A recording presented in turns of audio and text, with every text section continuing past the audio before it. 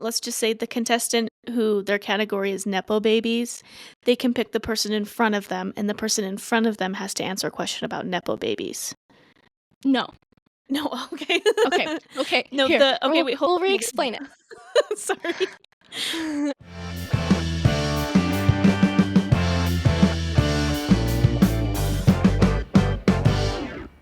Welcome to the I Love This podcast. I am Rebecca, and I'm here with my sister Katie. Hello. In this podcast, we talk about our latest things that we're obsessed about or things that we love. We do want to give a shout out to our 6 followers. This is the first episode we're recording since we've posted our first episode. And we want to say thank you to all of those who have listened and have followed and know that we exist. So thank you. Yes. Thank you to the first 6 people who are for sure day 1 listeners. We're glad you're here, and we hope you're still listening. And we hope there's more of you by the time this episode comes out. So thank you for the support. And then just to make everyone aware, we have an Instagram and a Facebook that you can go follow. We post every time that we post a new episode, so you can get another reminder that we have given you a new episode to watch. Both of their titles are I Love This Podcast, so you can go follow them if you would like. If you like our show and all the things that we talk about, feel free to leave us a review or follow us because that would be greatly appreciated. Yes. And let us know that you like our show. Also on the Instagram and Facebook, if we ever talk about pictures, that's where they will be posted to accompany the episode. We usually start off our podcast with a little bit of small talk. So Katie, do you got any small talk? Yes. Okay, I actually have a whole list of small talk things because I feel like I kind of dropped the ball in the last episode on the small talk and I just talked about the weather.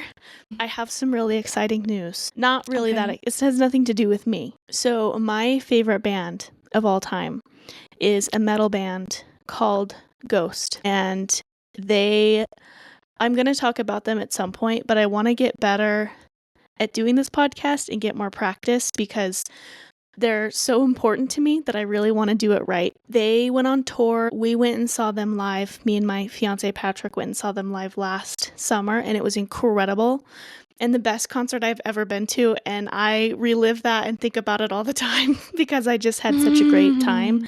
And they're just amazing and so talented. They filmed 2 of their shows in LA and made a concert movie like Taylor Swift. That came out over the summer, but they just released it on Amazon, so you can rent it on Amazon, and they're doing pre-orders for like the DVD, which I've also already ordered. Do I own a DVD player? No. Am I going to buy a DVD player specifically to watch this concert movie? Yes. Anyway, that just came out, and then they announced a world tour. Oh, that's so exciting. Gosh. You always love it when that happens. Yes. They haven't released the name of the tour though, which means people are speculating that means a new album is coming, and it'll be called the album's name will be the tour or whatever, because that's what they've done in the past for other tours, which is also really exciting because I started listening to them, I think, in 2022, so I have not been a fan since they've released a full album. They've released EPs and some singles, but not a full album. Okay. But here's my major conundrum with this world tour is that they are not coming to Utah. Are they coming close? What's the closest?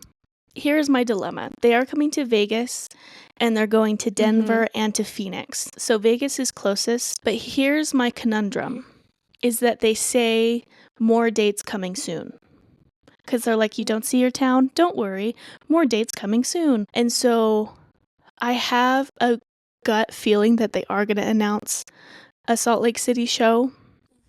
But now I'm like, because tickets are on sale this week. Yeah. And so I'm like, well, do I just buy tickets for Vegas, even though we'd have to take a whole road trip? But my worry is, well, I don't know when they're going to announce more dates. So is Vegas going to sell out in the meantime? It might.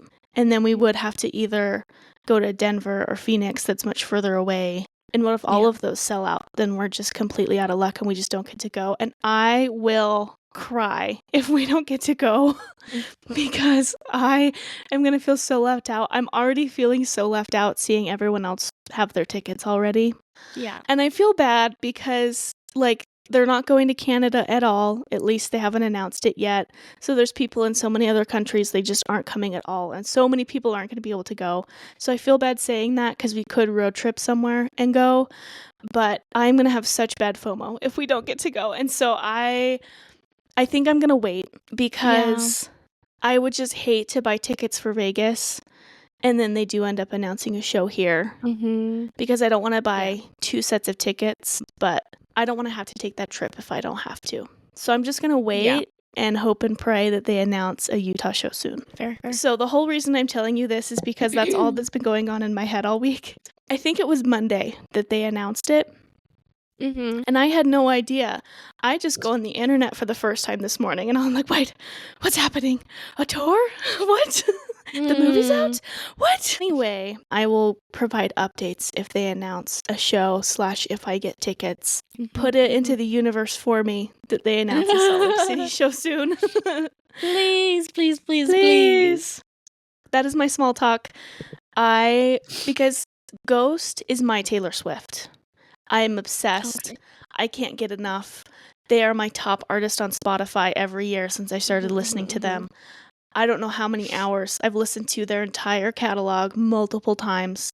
Like, it's an obsession, and it's maybe a little unhealthy. Like, this is my Roman Empire, is the band Ghost, and they're my favorite. And I feel like all my life, this is going to sound really cheesy, but I feel like all my life I've been waiting to love a band this much. And I just stumbled across, they had a song that went viral on TikTok that's called Mary on a Cross. And that's probably one of my favorite songs. You've probably heard it. I love that one. That is Ghost. Oh, Isn't my that goodness. good? What? I'm having like a real big artist kick right now. Yeah. It is crazy. I find songs that I'm like, oh yeah, I remember I like the song from the radio. And then I see like the artist and I'm like, oh, it's that person that sings that. And then I go back into some of their other songs and I'm like, actually, I love this person. Yeah. You could have told me about this person like weeks ago and I'd be like, sounds kind of familiar, but I don't know. But anyways, I've like rediscovered, because you've heard of Livingston, right? No, I don't think so. He popped up through my YouTube. Oh, okay. And then he's coming out with a new song. I don't know when he's releasing it. It's called Glow, and I love it so much. One of my newer artists that I'm looking into. I also have a new artist, since you brought that up, that I just discovered. I came across one of my playlists in Spotify. It's a rock group called The Warning, and it's a trio of sisters. And they're really, really good. The music's great. The lead singer's great. So I haven't listened to a ton of their stuff yet, but everything that I've listened to I've really, really liked. So check out The Warning if you like rock music. It's pretty good. So there's been that new artist that I've been looking into lately. But then also, we are recording in the past, and as of the past, the new saga for Epic, which if you haven't watched last episode, you need to go watch that, because then you will actually understand what I'm talking about if you don't already know what I'm talking about, because there's a lot of people on this train, and I am now one of those people, and I'm going to obsess about it for forever. But yeah, they came out with a new saga, so there's more of the story, and it's not enough. I need more. Oh, no.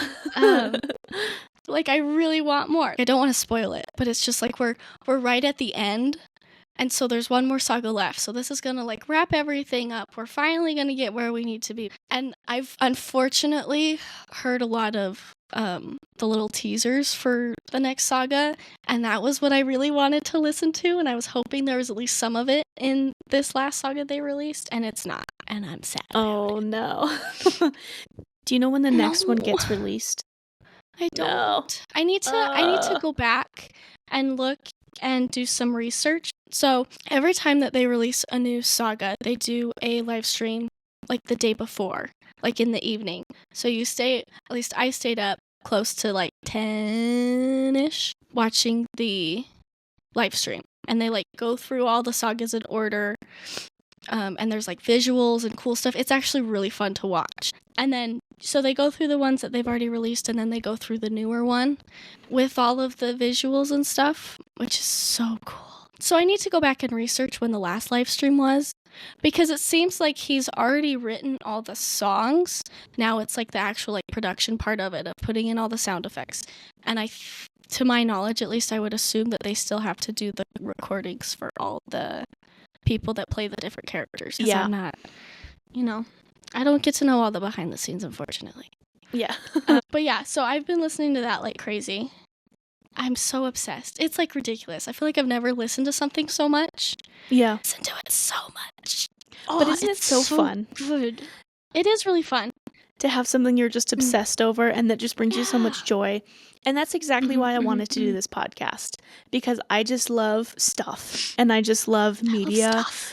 And the internet it's very much a double-edged sword where there's a lot of negative to it. There's a lot of issues. And so I'm not trying to discount that. But I love the internet for stuff exactly like this. Because something like this wouldn't happen in the same way or happen as easily without the internet and TikTok and the culture that's come about. Yeah. And so I just love that it's a love-hate relationship of the time that we live in because of, like I said, there's a lot of bad. But I also love that we have so much. It's a love and hate thing that there's so much content where it's kind of a bad thing at the same time. But I love that there's so many choices and so many niche interests you can dive into and that you can find a community around. And I love that aspect of the internet. Yeah. Well, and it's like sometimes it's kind of mind-boggling me just how many people are invested in this as much as I am. Like there was like over 170,000 people watching the live stream. Wow. Like, that's a lot. Wow. I know it did hit 180 at some point because there's like that little bubble in the corner that tells you how many people are watching live. And I don't normally watch stuff live because usually, I don't know, I have such a short attention span for that stuff most of the time.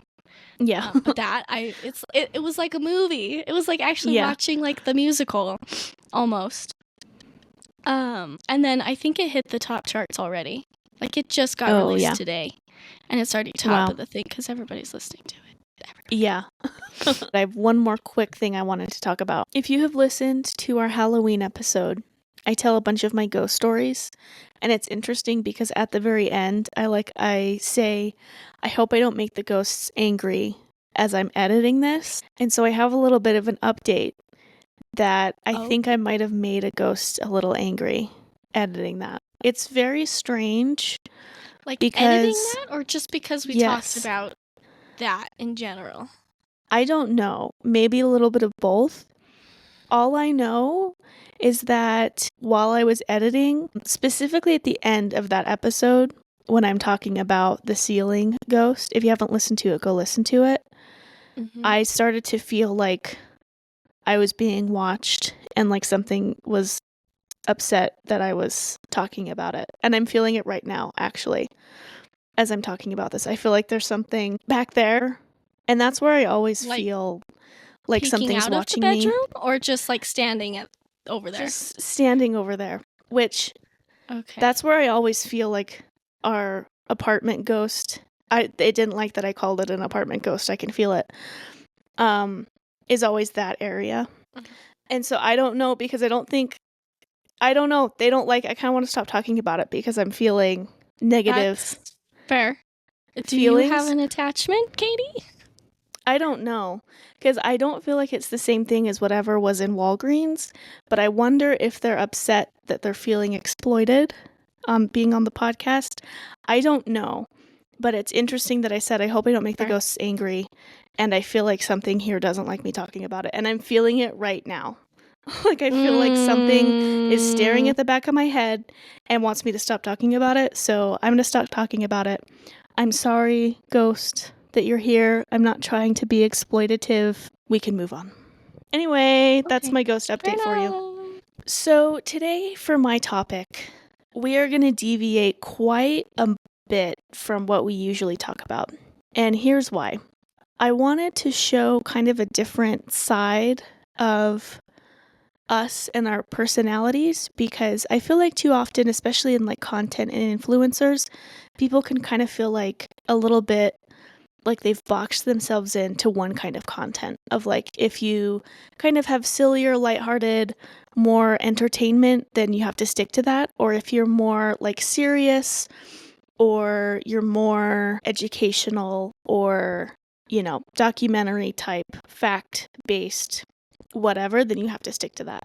So I wanted to pick something different to show that we contain multitudes and that we have lots of aspects of our personalities, and that yes, we have fun and we giggle about silly things and whatever, but that both of us are actually pretty smart people and that we can enjoy a variety of things. So before I introduce my topic, I just want to make a couple disclaimers that I am not a professional, I am not a scientist, and I am just completely an amateur at everything I am about to talk about. So please give me a little bit of slack if I get things wrong. This is the most I've ever researched about a topic, and so I really tried to educate myself as much as I could, but I am fully aware that I am just like scratching the surface on this whole topic. But if I say anything that's wrong or incorrect, then I apologize in advance. But I really did try. And I'm not trying to sound like I know what I'm talking about. I just think this is very interesting. Really quick, Alrighty now that then. I've said all of that, do you have a guess as to what I'm going to talk about? I have no idea what you were talking about. Okay. Do you think I will know what you're talking about when you say what you're talking about? When I present what? My light is flickering. Flickering? The ghost is at your house now. The ghost is at my house now. Actually, I think the bulb's probably going out.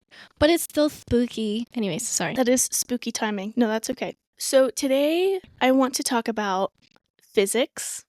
And specifically, I want to talk about how there is a divide between the theory of relativity and quantum mechanics. Wow. That's not what I Yeah. thought you would talk about. I know. So I knew I wanted to do something scientific, something more educational. And so my first thought was to talk about space, because I love space. I had a big space kick a couple of years ago where I thought I was going to go back to school and become an astrophysicist, and I just wanted to be Neil deGrasse Tyson. I love him so much, and I'll watch anything that he does. Anyway, so that's how the topic started, but then it kind of branched into this aspect of it specifically just because I find this is so interesting. So I wanted to start, now that I've mentioned Neil deGrasse Tyson, there's a book that I'd like to recommend. It's his book. It's called Astrophysics for People in a Hurry. It's actually pretty short. Here's a very introduction to astrophysics and a lot of cool space facts and how a lot of the basics of space and gravity and black holes and all that kind of stuff. So if you want like it's a pretty easy read. It's not too long. And he's just a great writer. So I'd highly recommend that book. He also has a podcast called Star Talk that I've listened to quite a bit of it. If that kind of stuff sounds interesting to you, I would check that out. But at the beginning of that book, he has a quote. And I feel like it's good to kind of try to keep this attitude throughout me talking about this. So the quote is, "The universe is under no obligation to make sense to you." So our brains we're not quite smart enough to really fully understand like the vastness of space and time, or how things work on a very microscopic level. So if this seems really confusing, it's because it is, and our brains kind of can't comprehend it, so you kind of just have to do your best. So if I lose you at any point where you're like, I have no idea what you're talking about, feel free to stop me and ask questions. I will try and help us listeners to better understand. I really tried to put this together in hopefully a way that is kind of makes sense and is easy to understand, but I still barely understand it. Feel free to ask questions. I may or may not know the answer because I'm not a professional. With that quote that you said and talking about how complexity and stuff, I feel like it's just kind of one of those things where, especially with a lot of science stuff, you know, it gets so complex and so figured in a way that it really does like mess with your brain, and you have to like really think it through. And we think things in a certain way, and we logic our way through like why things are the way they are. Sometimes with the really like complex concepts, you have to kind of grow out of what you would think is logical and what you think would work. Yes.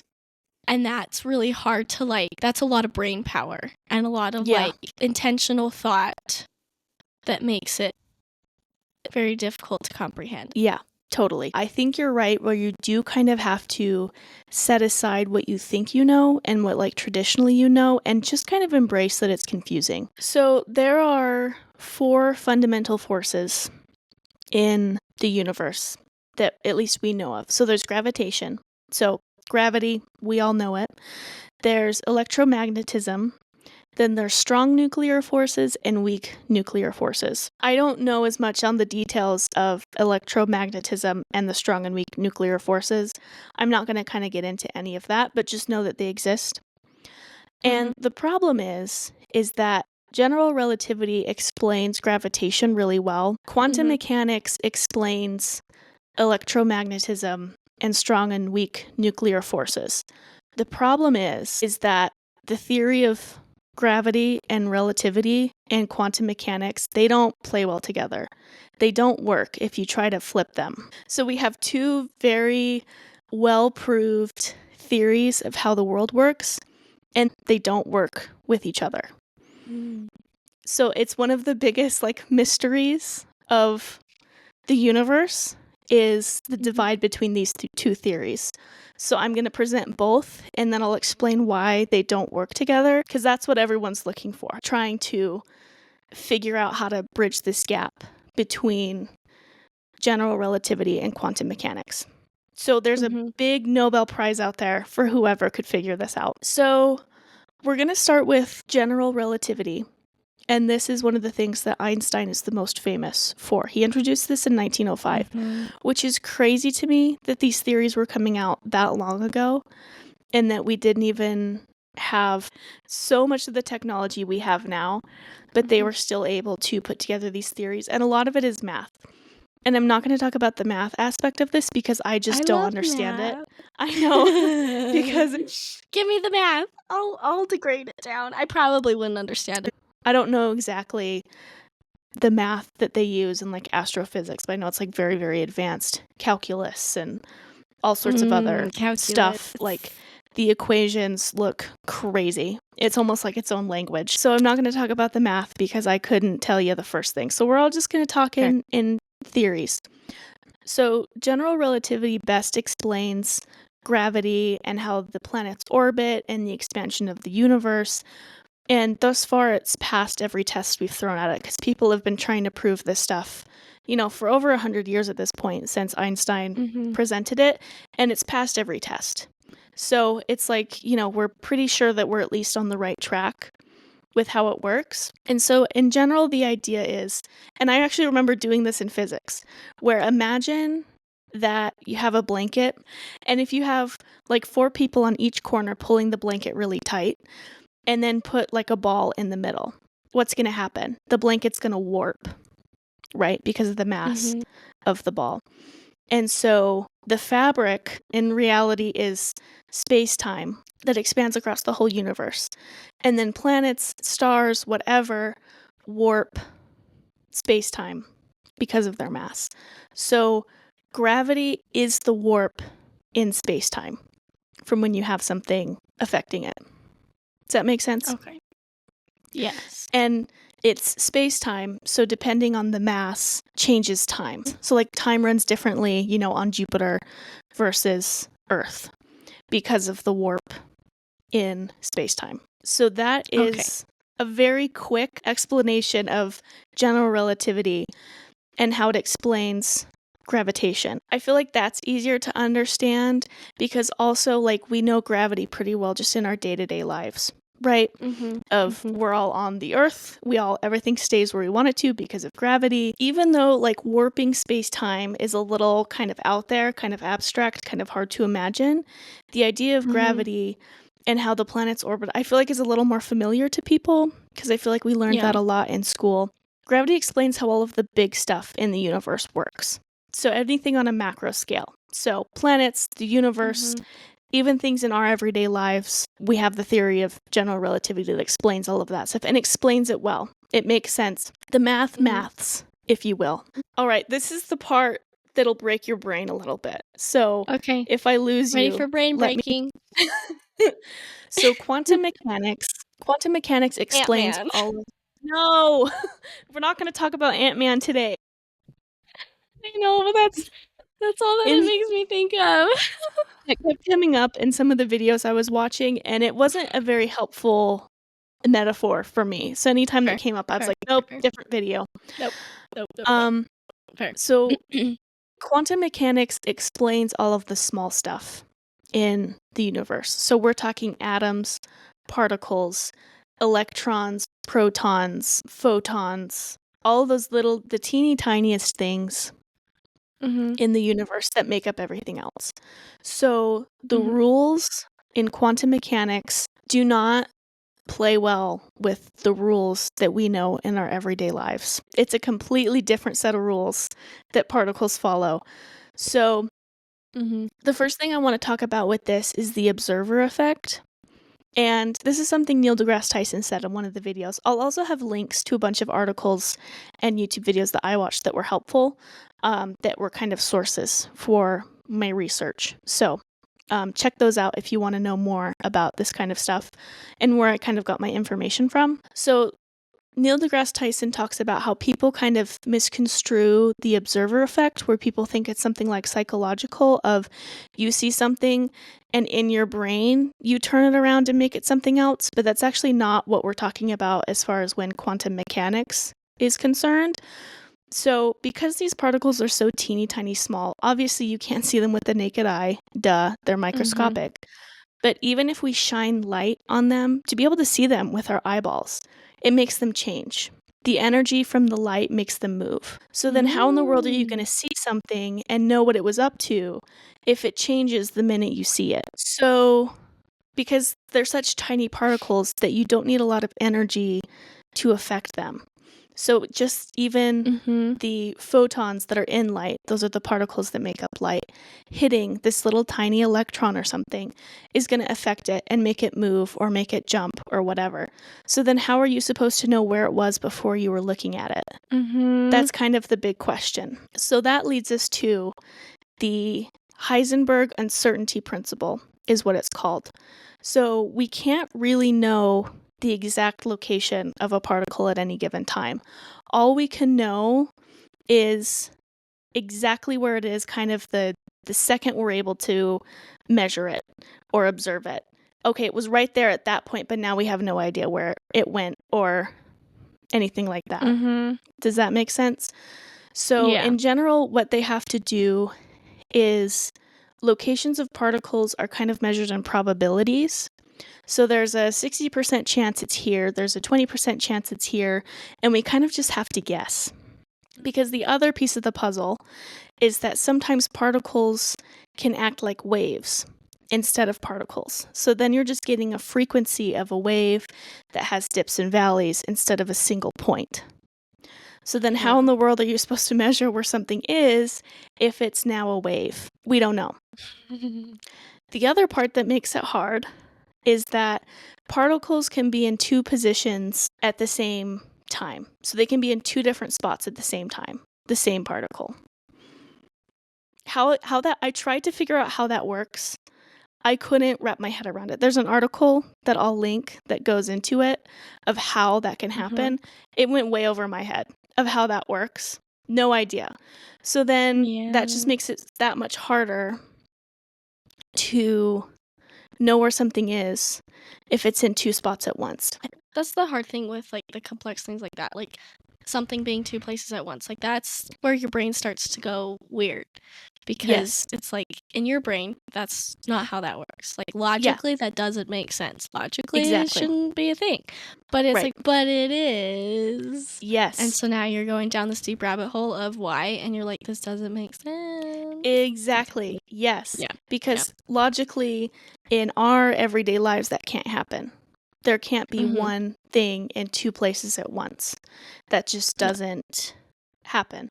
The other thing that makes it hard is that there's things, it's called a quantum leap, where a particle can essentially kind of teleport, where it goes from one position to another, but it doesn't wiggle its way over there. It just jumps. It's at one point, now it's at a different point, but you don't see it move. It doesn't actually scoot on over to the second position. It just disappears from one, pops up in another. And then imagine that it also then becomes a wave, and then it gets hit with light and it goes somewhere else. Like there's a TED Talk that I'll link that I watched where if you imagine like a bouncy ball, and now let's pretend that bouncy ball is a particle, any particle you want. You drop it into a pond, right? It splashes into the pond, and now you have the ripples in the pond, right? So imagine that particle has now turned into a wave. So now it's not a bouncy ball anymore. It's the actual ripples in the pond. And then imagine the ripples hit a stick that's floating in the pond, and then the bouncy ball jumps out of the stick. So it goes from bouncy ball, waves in a pond, to flying out of the stick back into a bouncy ball form. Science is weird. I know. It's so strange. And I could talk forever about just quantum mechanics in and of itself, and it's so fascinating to me that all of these little tiny particles just do not play by the same rules that we know in our day-to-day lives. Weird. There's also a concept called quantum tunneling, to where particles can just go through stuff. So if we go back to the bouncy ball analogy, imagine you're throwing a bouncy ball at a wall. And if we're living in quantum mechanics world, it could just go straight through the wall out to the other side, like a ghost. That sounds nice. Can I have that? I would like that. Right? And it's That random. would be nice. Sometimes it'll hit against the wall and bounce back, and sometimes it'll go right through. See, it would be a fun game. Can I go through this wall? I don't know. Let's find out. Maybe not. See, yeah. well, and then you could go through, oh my gosh, we could make this so complex that we could go through probability and statistics. Exactly. And analyze. Oh my gosh. Okay. There's a wealth of information out there for you if you love this stuff like I do. So then the last concept I wanted to talk about is quantum entanglement. So that's when two particles can bump into each other and just fuse together. And all of a sudden they're one. And it's again that thing where it's random. Particles bump into each other all the time. When they fuse, when they don't, I don't know. But they just sometimes do. And actually, quantum entanglement is the reason that we're all alive right now. Because when hydrogen atoms fuse together in the sun, they change into helium, but there's a release of energy when they fuse. And that's what powers the sun. That's a very, very quick rundown of some of the interesting things that can happen in the quantum mechanics world. And so this is the best theory that we have to explain all of this small stuff. So similar to general relativity, this has passed every test that we can throw at it. And it just kind of gets proved over and over and over again that we're at least on the right track of explaining the world of quantum mechanics and how things work on a very microscopic level of like the smallest particles. So now we kind of get into why these theories don't play well together. And so the reason, there's lots of reasons, but since we talked so much about particles and how it's hard to measure where they're at, and they can do so much random stuff, then how does that apply to the theory of relativity and gravity? Because if particles can be in more than one place at once, if they can go through stuff, then because particles do have mass, obviously it's a very small amount. If we're playing by relativity rules, they should all warp space-time, in theory. We don't really know how that works, because if they're in more than one place at once, do they warp space-time in all of the areas where they are? Or if we don't even know where they are, then how would they have an effect on space-time if it's so kind of out in the open? Yeah. Well, and I could be totally on the wrong track with this, but this is just where my brain is going. With that thing of they can be anywhere at any time and all the weird things with that, then wouldn't that theoretically mean that the relativity, so like kind of like the timeline, like you're saying how like time is different based on, theoretically, does that mean that could be always changing because they're always all over the place? In theory, yes. I don't know. And that's where it kind of starts to... Yes, no, that makes sense. Because then if we're going by relativity rules, it should mean that time would run differently for particles. And that's kind of where it starts to all fall apart, because that doesn't really make sense. So the math for relativity, if you try to do it in the quantum world, it doesn't work, and vice versa. So the maths don't math. Things don't add up. It doesn't make any sense. So, and obviously we've kind of talked about how, we can't just walk through walls. We can't just change into waves. We can't, teleport. But we're all made up of particles. We're all made up of atoms and electrons and positrons and whatever. So why can't we do all of that? We're made up of the same stuff. The answer is we don't know. We don't know why. And that's kind of where the disconnect happens, is that in theory, we should be able to play by the same rules as quantum mechanics with all the small stuff, because that's what we're made up of. But it just doesn't work that way. And we don't know why it doesn't work that way. Which is fair. Something that a lot of people have probably heard of, and I thought it was like a philosophical question, but it actually was created, this whole thought experiment was created by a quantum physicist to kind of prove this thing. So that's Schrodinger's cat. Have you heard of that? I've heard of it. Don't know what it is. Yeah, so... don't remember. That's okay. I had known, a little bit about it, but I didn't know the full thing. So imagine you take a cat, and it could be anything, any living thing. I don't know why Schrodinger picked a cat. But because cats are great. Yes, but we don't condone violence against animals. Really quick before I is that where this is going? Never mind. Yeah, no, sorry. Cat. Never mind. If it makes you feel better to imagine a different animal, then do that. So if you put a cat in a box and you can't see into the box, the cat can't get out of the box, and you put in a vial of poison that has an equal chance of breaking or not breaking. So equal 50-50 chance. If it breaks, obviously the cat dies. If it doesn't break, then the cat lives. So if in this thought experiment, the cat is living in the quantum universe, we're following quantum mechanic rules. In that realm of thinking, the cat is both alive and dead at the same time. Quantum rules says that it's a zombie amalgamation. It is alive and it is dead at the exact same time. Quantum mechanics says that can happen. But obviously, we know in our real lives that can't happen, right? Cats can't be dead and alive at the same time. And so that kind of shows the disconnect of quantum mechanics says, yes, they can, but general relativity says that can't happen. It either is or it isn't. So does that make sense? Yes, it's just, it's very complex. Confusing. The other concept introduced with this thought experiment about quantum mechanics is also the observer effect. Because then once you open that box and you see if that cat is dead or alive, then you instantly know it's one or the other once you look at it. But if you're not looking at it, then it's different. You know what I mean? Because when you're not looking at it, I know, it hurts your brain. Wait, what? So if the box is closed, we have this zombie cat, dead or alive, you don't know. But by looking at it, you're changing the outcome. Because then it becomes dead or alive once you look at it. Yes. So looking at it changes what's happening. Right. Because then it becomes... Which then flops it to one side of the spectrum. Yes. So if you're not it's seeing almost like the stupid thing with them moving with light. Like, why? Yes. Like, you can't... Exactly. You can't look at it, so how are you supposed to know? Oh my gosh. Exactly. Yes. And that's why it's so confusing.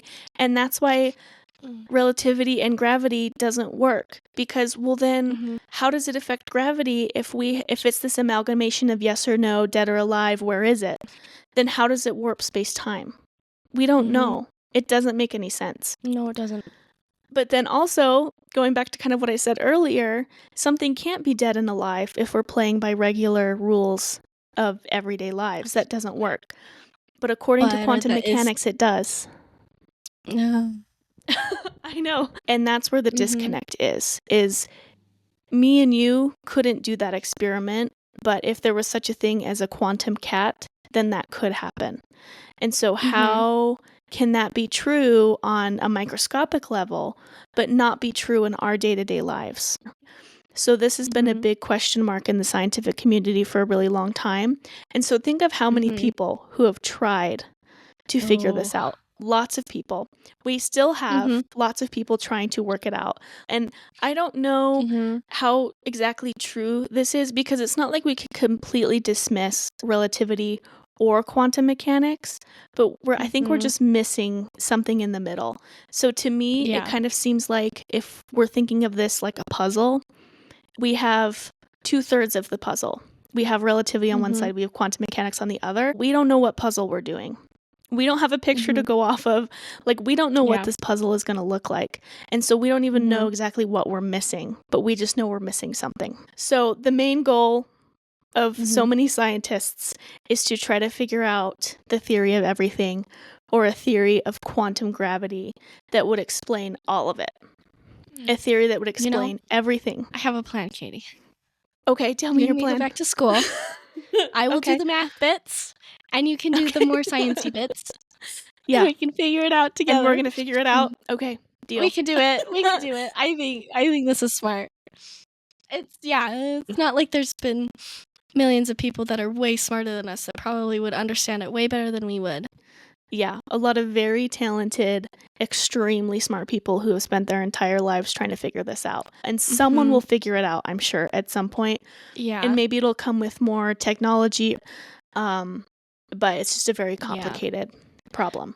But I think you're right, where I think there's some missing piece. There's something that we don't know yet that would help make it make more sense. Yes. And that would get us closer, at least, to an idea of why.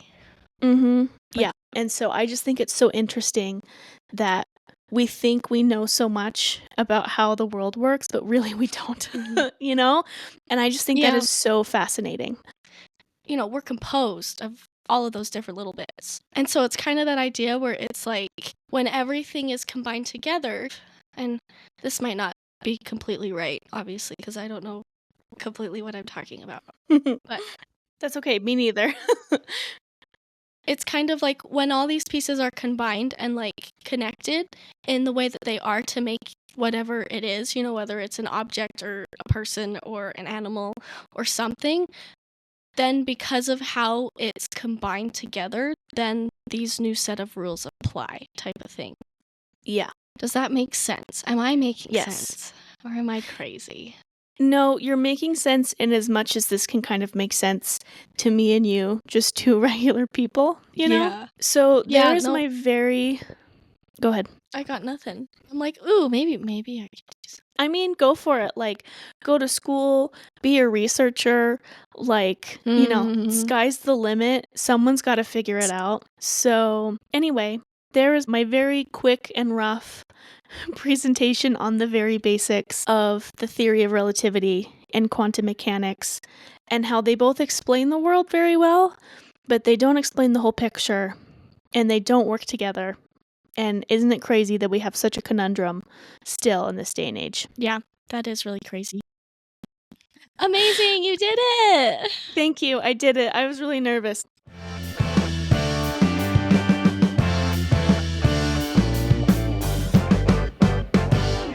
Now that we've thought with our big brains and our exhaustion, now we can... Actually, I kind of find it funny how most of our episodes have at least sort of a theme where you can like pair the two together a little bit, you know?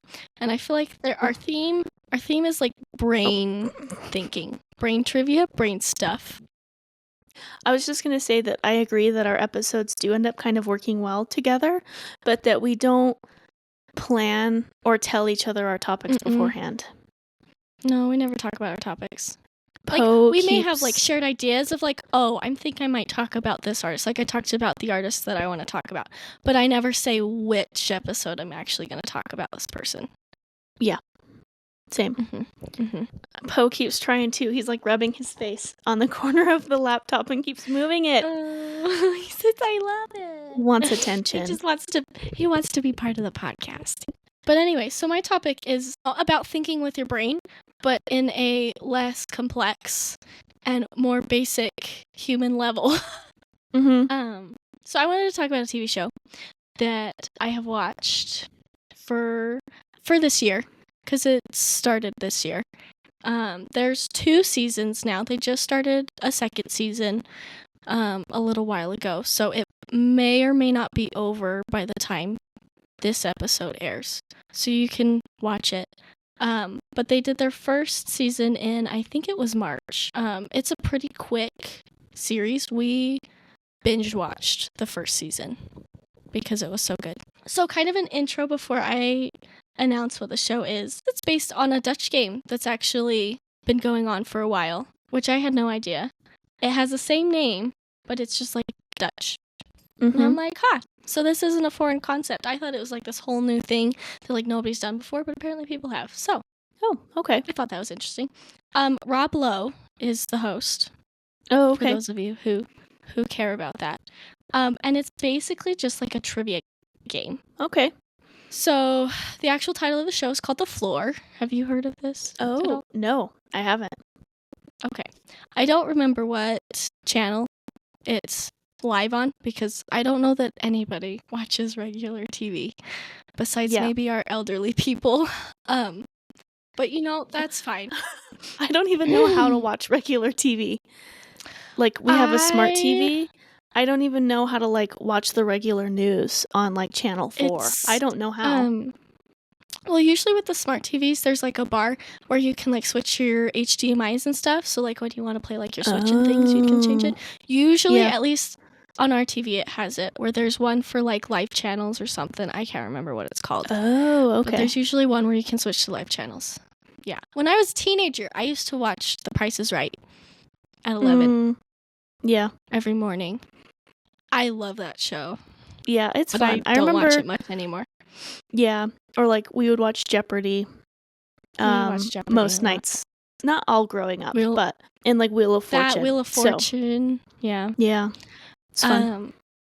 But yeah, so you can watch it live if you want and deal with the commercials and all those fun bits. But we watch it on Hulu. Hulu is the one service I know of that lets you watch it the day after. Yeah. With no ads or commercials. But again, it's like heavily based on just this trivia game. So the show kind of starts, there's like a stage up where you have like 2 people competing against each other on some sort of trivia. But the floor is like your typical TV show like setup, but it's literally just a floor and then the stage.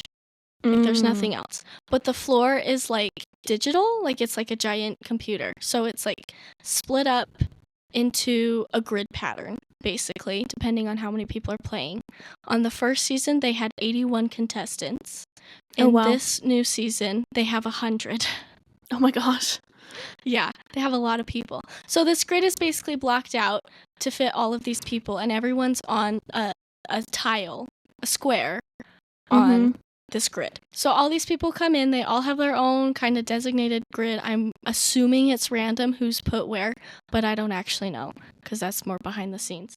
But everyone's in this grid and they all come with some sort of category that they're good at. Like the first season, there was one for like tools and slogans and dogs, veggies, just like random. And like some of them are a little more detailed, some of them are less detailed. There's like ones like country music. And there was one called Nepo Babies. Do you actually know what a Nepo Baby is? Yes. Do you? Okay, because I did not until that show. Okay. I was like, what is that? Like nepotism is like family. You get a leg up because of family. And so celebrities that have kids, the kids of celebrities, people say that, they get more opportunities and whatever because of their parents. But yeah. It makes sense. But yeah, I had no idea what that was until that show. Yeah. So you it's sometimes kind of learn something new. Yeah. It's kind of I think it's like a funny internet term of like Nepo babies specifically, because you're like, nepotism in Hollywood or whatever. You'd probably understand that. Yeah. But it's kind of a funny Nepo babies. I'd be like, what in the world are you talking about? I know. I'm like, what is that? Yeah. But yeah, so everyone comes with some sort of category, and some of them are more specific, like Nepo babies, and some of them are more general, like tools. So basically, it kind of starts out where, at least when they're starting the show, they just like do a random generator. So the floor kind of lights up and does this cool thing, but it just like randomly lands on a person on the board. And so automatically that person is like the start person to play the game. So then from there, they get to pick And it's just like the people in front of them, the people behind them, and the people next to them. They don't go diagonal at all. From there, they Okay. have to pick between the people next to them what their categories are and challenge them on it.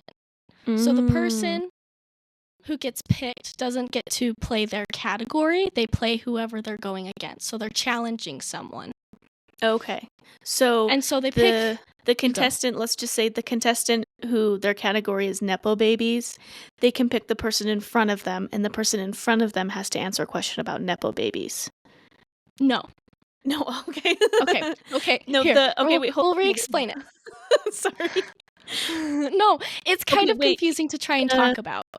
Okay, the person who their category is Nepo babies, they pick the person in front of them. Uh-huh. Okay, wait, no, sorry. And they have to answer that person's category. Yes.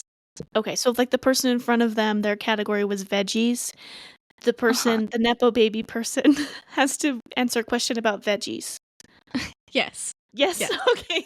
Yes. So that's where the difficulty is it's only when someone challenges you that you get to do your category.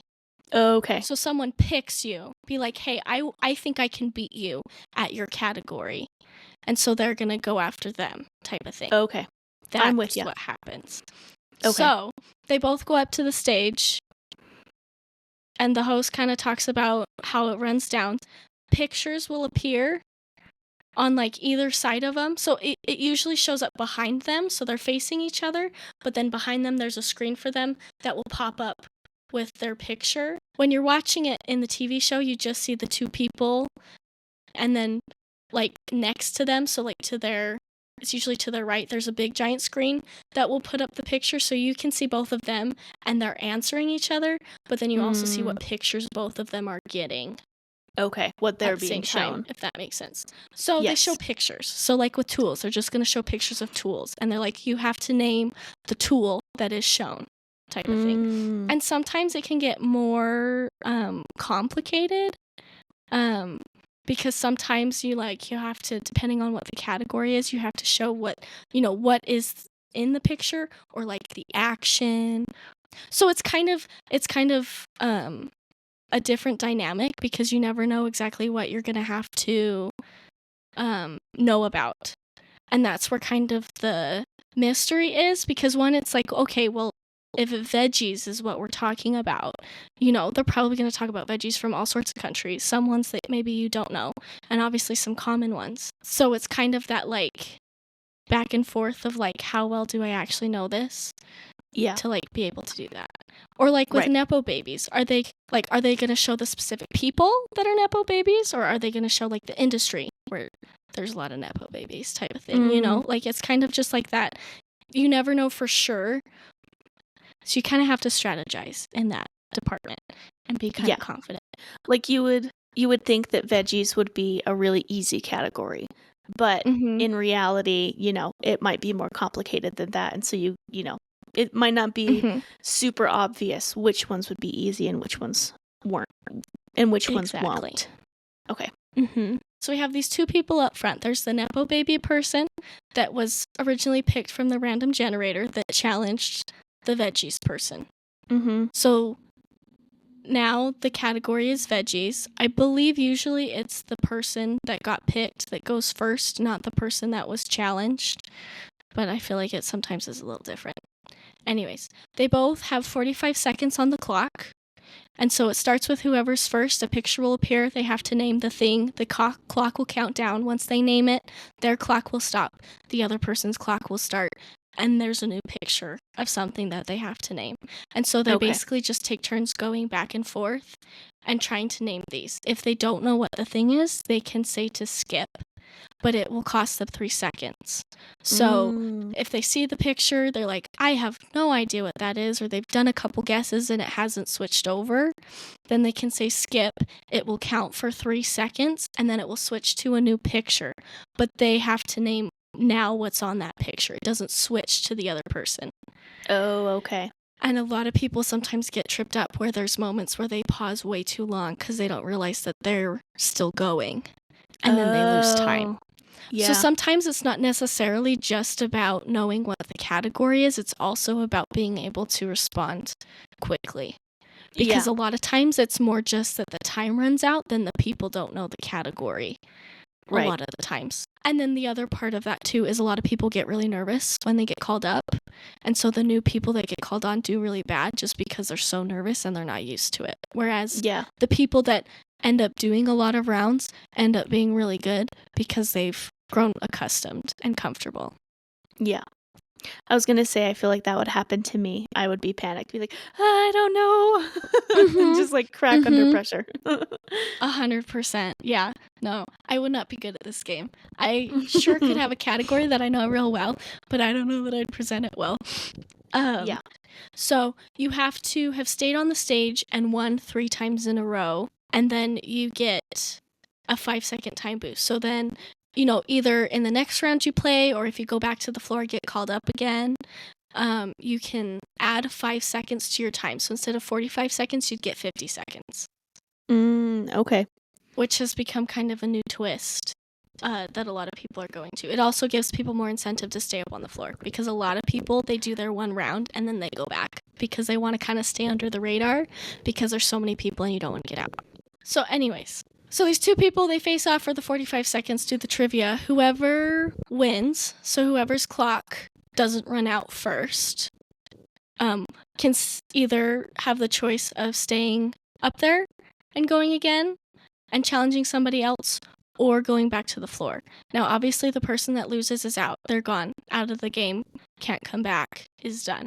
But here's where the challenging part is so whoever wins will take over the floor of whoever loses. So now you have 2 squares instead of 1 square. And so in doing that, you open up more categories because now you have the person's square that you won, you have the people next to them, and the people that were in front or behind them. But where it becomes really tricky is depending on who wins. So obviously there was the original person that was picked that had Nepo babies, and then there was the person that was challenged which had veggies. And so now that veggie category has been used. So if the person that had veggies wins, and the Nepo baby person lost and is out, the person that had veggies will now inherit their category. So now their category is Nepo babies. So this ensures that every category gets played. So that's kind of the hard part, is some people will, win and be able to keep their category and be able to keep going on the floor and challenging people. But then the other people, they inherit a category. So it's like if you know nothing about Nepo babies and you go back to the floor and you get picked again and you have to do Nepo babies. Yeah, there's a good chance you might lose. Yeah. But then that adds more strategy to it because then people start to challenge people that have inherited categories instead of the category they came with because there's more of a chance that they don't know what they're talking about either.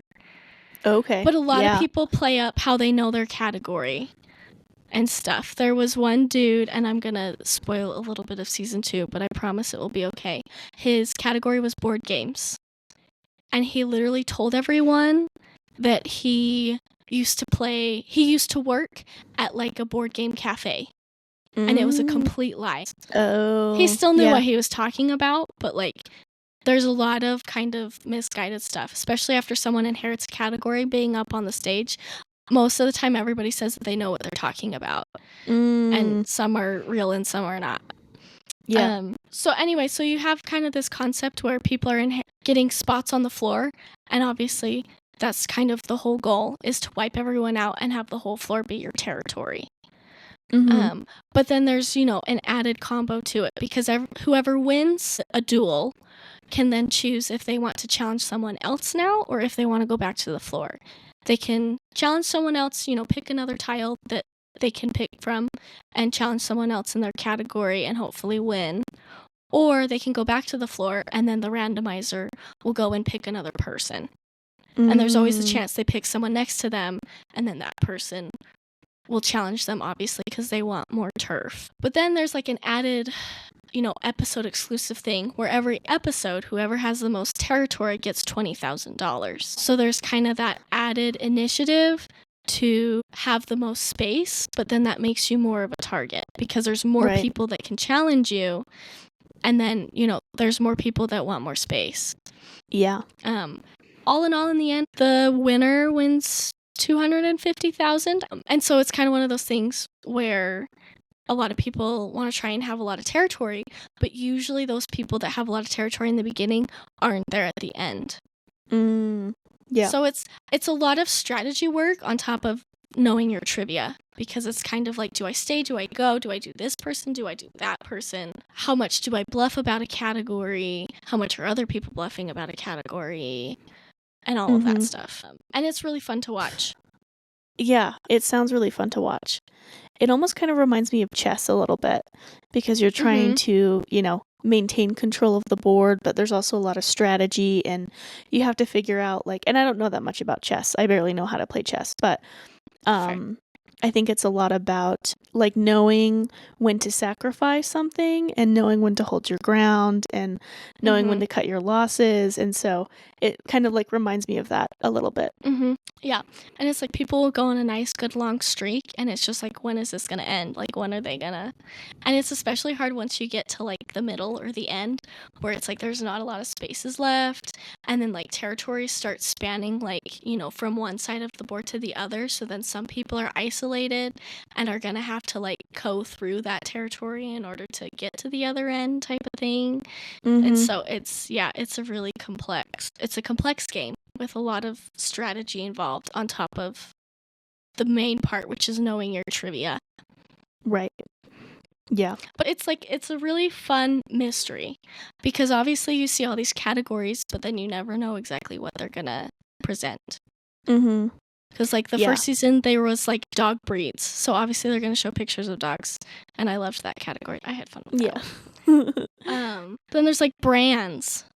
And so, like, some of them have been specific to, like, fast food brands and cleaning brands, And so then it's, like, it's really interesting, because it's just like, oh, how much do I actually know about this? And what are they actually going to ask us about?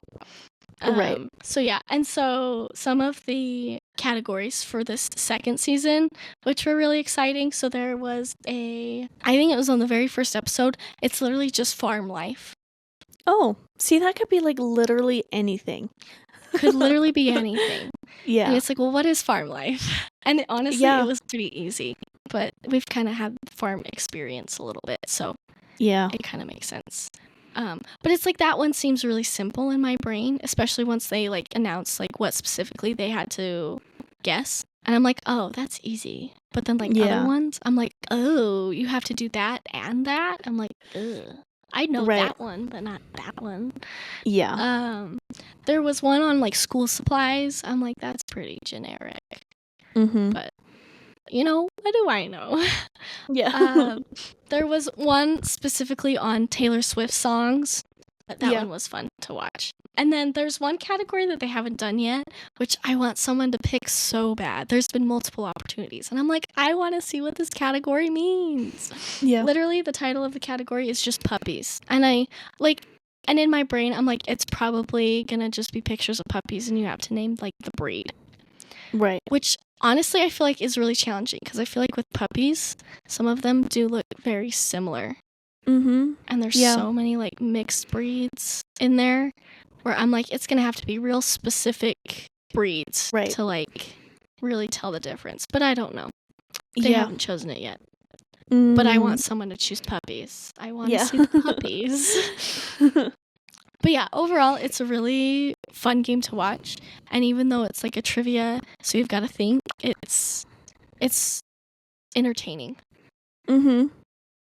It sounds really entertaining. I think that would be really fun to watch. And this is the other reason why I really like Jeopardy and, like, Wheel of Fortune, because it's like you're kind of playing along with them, of you're, seeing if you know the answer. And, it's kind of like you said, if they pull up, farm life, you're like, oh, I know exactly what I know about farm life. But, maybe you don't, because it can be such a mixed bag of what they actually ask. And so I love shows like that, because you can kind of play along. And I mean, who doesn't love being right? Being like, I knew that question. Yeah. Well, and it's also like people get really shocked, because there's sometimes a lot of categories where they're showing people, like they're showing celebrities or artists or something, and, like, some people have no idea. Yeah. And you're like, oh, it's this person. Like, how do they Yeah. know who that is? But it's like everybody's got a different, level of experience with that stuff. And it's like, I don't even think I could do very well at those ones. I mean, half of those people I don't know, but I'm very Yeah. much not in the social loop of that stuff. So, it makes sense. But yeah, I feel like it's hard to find good TV shows lately. And I don't know, maybe it's just because I'm really picky, but it's just like sometimes they're too staged, or they're not very entertaining, or there's just too much fluff in there. Yeah. So very rarely do you find like a really good show where it's like I'm excited to watch the show every week, and like we'll watch every episode and every season and enjoy it. Yeah. No, I think you're right.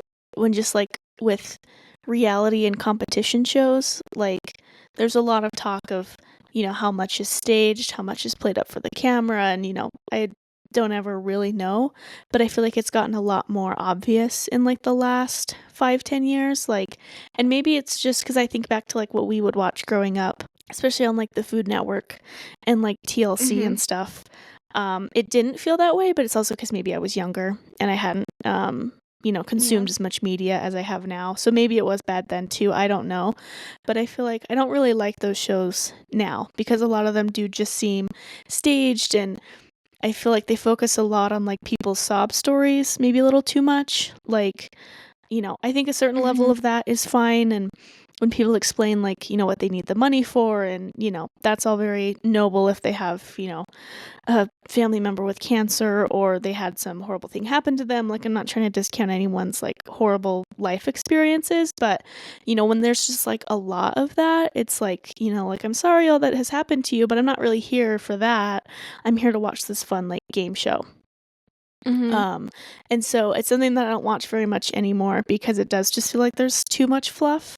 So it's cool that there's one out there that you like and that doesn't have all of that kind of extra stuff that kind of isn't as fun to watch.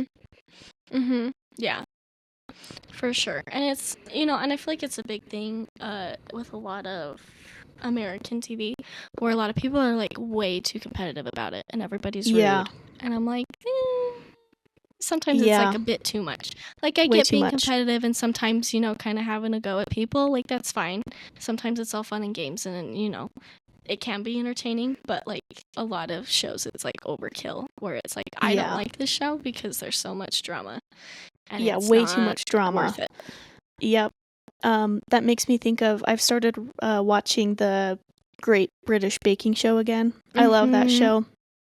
It's great, but you can really see the divide between like American competition shows and shows in other countries and I've even seen like memes of this online where American competition shows make it seem like so life and death or so dramatic and so over the top and so crazy.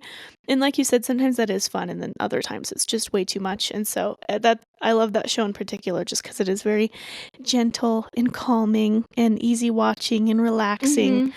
And so it's kind of nice to have a break from like the make it or break it. Like I think of the show Hell's Kitchen specifically. We used to watch that.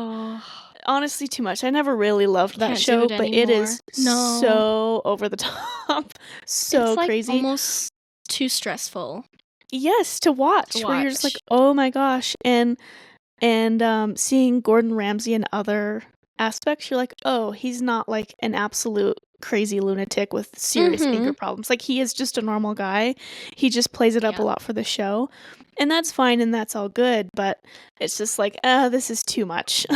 Like, this is too much drama. Yeah. No, 100%. There's also, have you watched, there's a show on HBO that's also, I think it's a British show. It's called The Great Pottery Throwdown. Have you seen that? I haven't watched it, but I've heard of that, and it's on my list. Because I think you told me about it, you and Mom. Yeah, it's like, it's literally just The Great British Baking Show, but pottery. But with instead pottery? Of baking.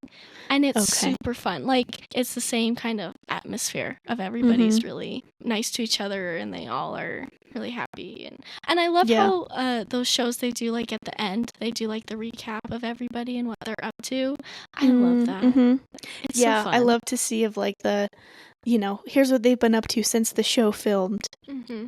But no, I was going to say, since you brought it up, of people being nice to each other and like helping each other versus like the American shows where like people will sabotage each other and like Mm-hmm. actively try to sabotage their competitors. And, it makes a great Mm-hmm. show, whatever. I'm not casting any judgment, but it is kind of shocking to see, in the Great British Baking Show, people like helping each other and be like, here, I'll help you move this tall cake over, instead of just like throwing it on the ground like someone would do in an Yeah. American show of like bumping someone so Exactly. they drop something. Like, it's crazy. Mm-hmm. Yeah.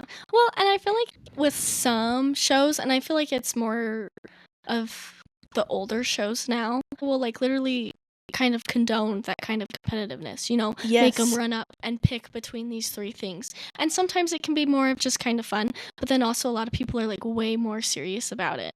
And it's Yeah. like this whole thing of like, oh, I'm going to go get this because I know this person is going to want it and I don't want them to, type of thing. Right. And it's Where like, it why do they have to feels- be so rude about it? Yeah, like very targeted. And it was just making me think of like we all had that kid in junior high or high school gym who treated playing sports like it was life or death and was just so competitive and would get so upset if they were losing or if they missed a point or something. Like, we all knew that guy who just made it no fun for anybody. It's like, it's not that big of a deal. And I'm sure, a reality competition where money is on the line is different than just high school gym. But I just draw the example of, we all know that person who just takes things way too seriously. And it's like, you don't have to make it that serious, So it's just a little too much sometimes. Yeah, no, 100%. But yeah, but this is a new TV show that I really like, and it's really new. Again, it came out this year, so I'm excited to see the end of this season and see what happens. Yeah. No, that sounds really good. I might have to check that one out. And I like Rob Lowe. I like him and things that I've seen.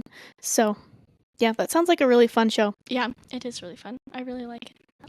Good job. So those are our 2 topics for the week. We hope you enjoyed. We'll have the comments open on our Spotify. So if you have any thoughts, feeling, opinions, you can let us know there. Like we said at the beginning of the show, you can go follow our Instagram or our Facebook page at I Love This Podcast. If you enjoyed the show, go ahead and give us a follow. Leave us a review. All of those things are really good for engagement and to help push out our podcast to other like-minded individuals such as yourself with wonderful taste in podcasts. So with all that said, thank you so much for listening, and goodbye. Goodbye, everyone.